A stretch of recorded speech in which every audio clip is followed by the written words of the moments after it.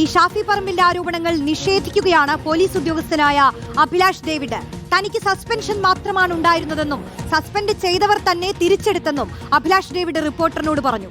സർവീസിൽ നിന്ന് തന്നെ പിരിച്ചുവിട്ടിട്ടില്ല. കറുത്ത ഹെൽമറ്റുള്ളയാളാണ് പേരാമ്പ്രയിൽ ഷാഫി പറമ്പിലിനെ അടിച്ചത്. തനിക്കുള്ളത് കാക്കി ഹെൽമറ്റാണെന്നും അഭിലാഷ് പറയുന്നു. അതെ, സസ്പെൻഷൻ ആണോ സാറേ, അത് ഡിസ്മിസിലാണോ ഉണ്ടായത്? ഡിസ്മിസിൽ ഉണ്ടായിട്ടില്ല. ആഹാ, അത് ശരി സാറേ. വേറെ കാര്യം, പുള്ളി MP പറഞ്ഞത് സാറാണ് ഈ പേരാമ്പ്രയിൽ നടന്ന സംഭവത്തിൽ പുള്ളിയെ മർദ്ദിച്ചത് എന്നാണ്, വടി ഉപയോഗിച്ചിട്ട്.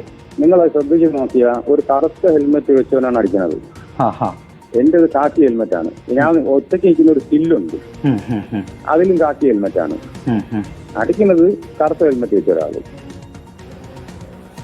എന്നാൽ ഈ കാക്കി ഹെൽമറ്റുള്ള ആളാണ് തന്നെ അടിക്കുന്നതെന്ന് സ്ഥിരീകരിച്ചുകൊണ്ട് പിന്നെ ഷാഫി പറമ്പിൽ ദൃശ്യങ്ങളടക്കം കാണിച്ചു.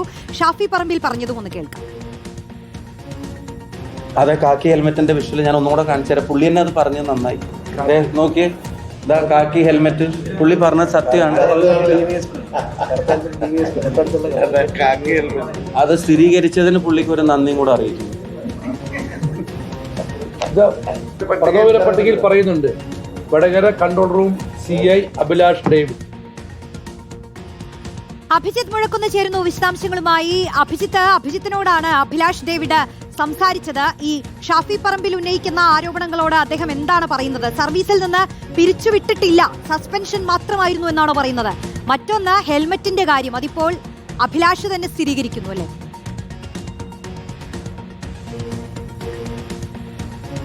റോഷ്നി, ഗുരുതരമായ ആരോപണങ്ങളാണ് നിലവിൽ വടകര കൺട്രോൾ റൂം CI ആയ അഭിലാഷ് ഡേവിഡിനെതിരെ ഷാഫി പറമ്പിൽ MP നടത്തിയിട്ടുള്ളത്.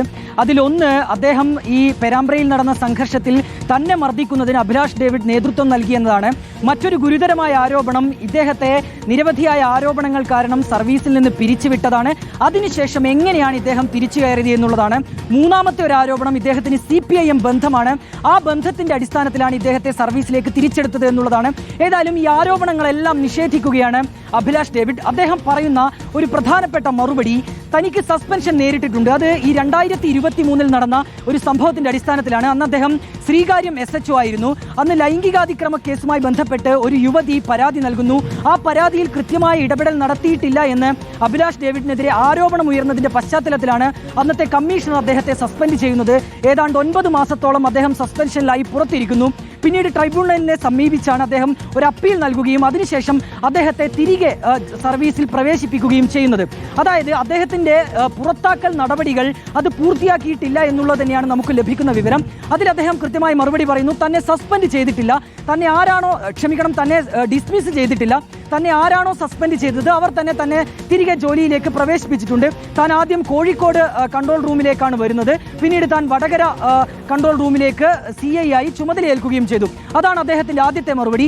മറ്റൊന്ന്, അദ്ദേഹം ഈ അതിക്രമവുമായി ബന്ധപ്പെട്ട് MPയെ മർദ്ദിച്ചതുമായി ബന്ധപ്പെട്ട് നടത്തിയ പ്രതികരണമാണ്.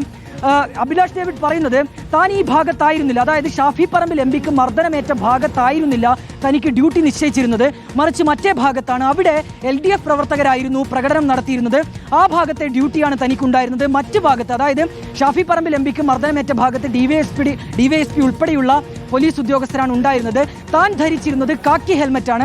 അതിനാൽ തന്നെ ആ ദൃശ്യങ്ങളിൽ കാണുന്നത് കറുത്ത ഹെൽമറ്റ് ആണല്ലോ എന്നുള്ളൊരു വാദമാണ് നിലവിൽ അഭിലാഷ് ഡേവിഡ് ഉന്നയിക്കുന്നത്. പക്ഷേ അതിനെതിരെ കൂടി, അതിനൊരു മറുപടി കൂടി ഷാഫി പറമ്പിൽ MP നൽകിയിട്ടുണ്ട്.